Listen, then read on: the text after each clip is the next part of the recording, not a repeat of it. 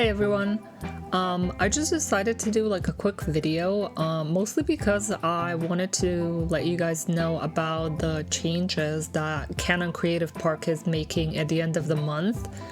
I know a lot of people really like their patterns, and I like them as well since I did quite a few of their patterns.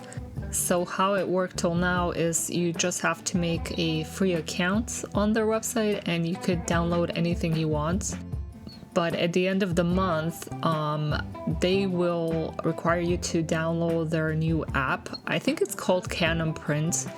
So basically you have to have the app on your either computer or phone.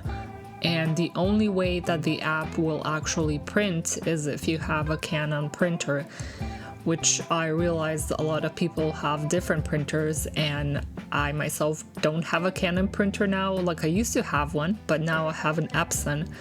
And even like a few months back when my printer died, I just used a third-party printer.